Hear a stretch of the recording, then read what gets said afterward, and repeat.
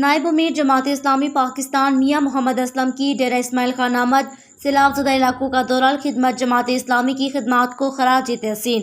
ڈیرہ اسماعیل خان سے نمائندہ Sun T V کی رپورٹ کے مطابق جماعت اسلامی پاکستان کے نائب امیر میاں محمد اسماعیل ڈیرہ اسماعیل خان آئے، سیلاب زدہ علاقوں کا تفصیلی دورہ کیا۔ جماعت اسلامی کے کارکنوں کی طرف سے سیلاب سے متاثرہ افراد کے لیے خدمات کی تعریف کی۔